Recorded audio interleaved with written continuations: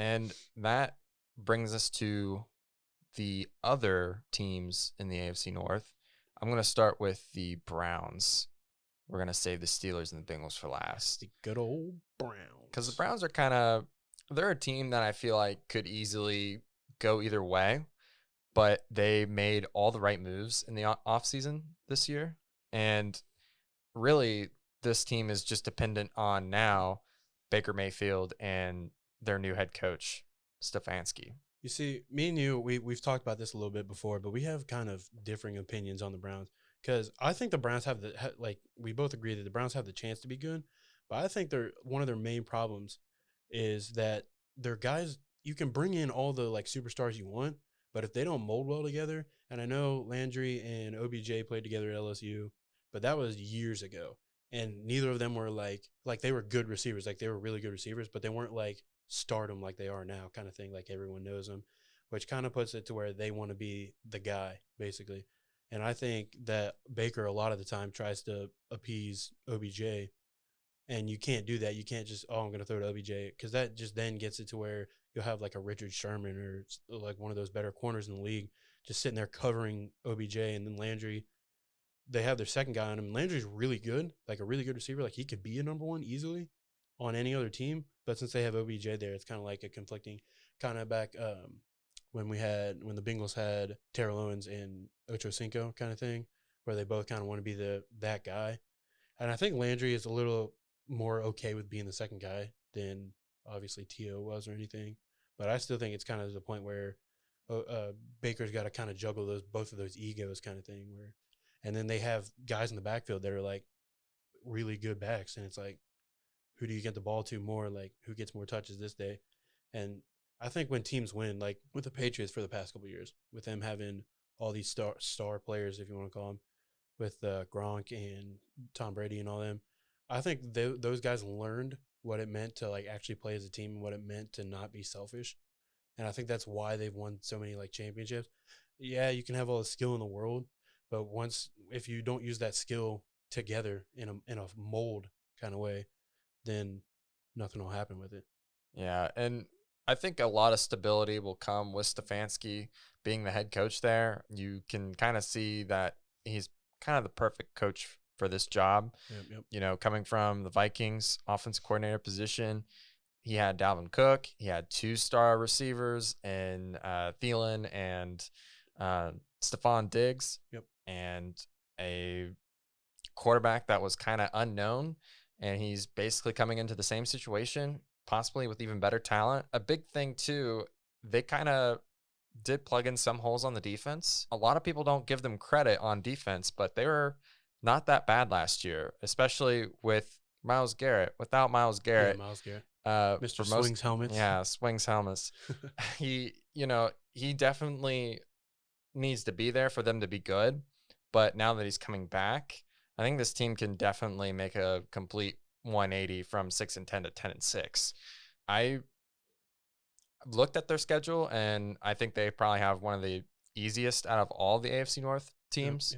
Yep, and really just comes down to if they can beat the Ravens, if they can beat the Steelers, which they split both teams last year. Yeah. So I think they can easily turn their fortunes around this season. I think the only other thing they were really like missing last year, like you kind of pointed to, was with Freddie Kitchens or whatever. He wasn't really a leader as a coach. He was more of like kind of how I attribute, and we'll talk about this later, Zach Taylor. He's less of a leader, more of a kind of players guy, kind of like he wants to get along with the players and make sure they got what they need to be good. And then if that's the case, like you can have coaches like that and they'll work, but you have to have those veterans on the team that know exactly what to do and like can tell everyone what to do. And you're kind of missing that with like OBJ. Yeah, he's kind of a veteran guy, but he hasn't been around all these guys for all that long. And then Landry, he's been there, but it's kind of when it comes to like having leaders on the team, it's kind of hard for your receiver to be like the main guy because it's more of like having a running back or a quarterback or an offensive lineman being your head veteran kind of guy because they're all there together always kind of thing, if that makes sense. Yeah. And your receivers obviously are like wide out, spread out. So when it comes down to actually making calls during the play or anything like that, or even like locker room issues, when you think of receivers, you're usually thinking of like diva kind of guys that are just like, oh, it's all about me. Whereas like your running backs or your quarterbacks, they're kind of like, let's keep this together, kind of keep the show running. And one other thing I kind of want to talk about, and I know you said you wanted to talk about it, them trying to bring in Clowney, and I don't know how well that's going to work out for him because I think Clowney just wants to go to somewhere with a championship possibility. Yeah, And it's not about the money right now; it's just about the championship winning. and definitely at the time of this recording, he did turn them down, but it doesn't mean that they're gonna still front him another contract for even more money. If they get him, then I think 100% they have a legitimate chance of sweeping the AFC North. But, the thing is, like you said, he doesn't want to go to a team that isn't ready for a championship now. That's why he's kind of stuck where he's at right now. He doesn't want to take a massive pay cut for multiple years. He just wants either a 1-year deal for less money so he can prove that he's worth more money, which he already technically did. Yep. Or he wants a massive contract for multi years, and he's probably not going to get that. A lot of the teams right now have set their roster. A lot of the good teams already have those positions filled. They don't need to add Clowney to be better. I kind of see Clowney working really well with the Browns. I think if he goes there, they actually have a legitimate shot at contention for the AFC North and for the AFC in general. We'll see. I would love to know what the numbers were. Yeah. Because if I knew that, then I would know for sure. But, all it is just talk currently. Yeah. So a little bit of my question for it, like if Clowney did go to the Browns, how do you think they would actually use him? Like, because technically he's listed as like a right outside linebacker, but we all know that right outside linebackers are really just edge rushers these days. They'll bring him in for edge rushing and all this, that, and the other. So yeah, I'm pretty sure they play a 4-3, and they would probably just use him as an edge rusher. I don't think they would make him stand up. That'd be real scary with him and Myles Garrett out there. If they actually got that and then like shirt up everything else, make sure everybody else is where they need to be.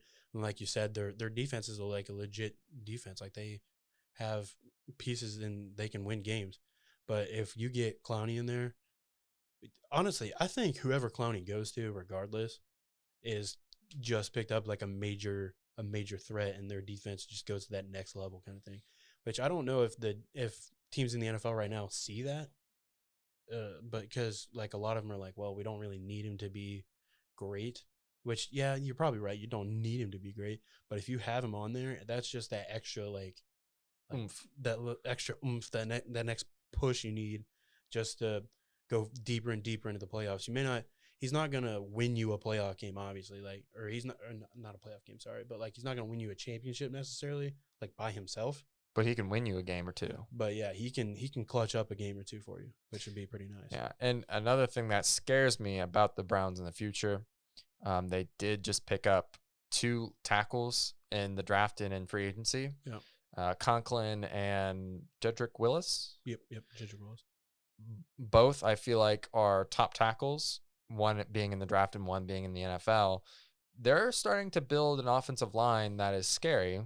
And if they were able to pick up Jadeveon, that would be a scary defensive line. And you know who kind of fits that mold, who was in the Super Bowl last season? The 49ers.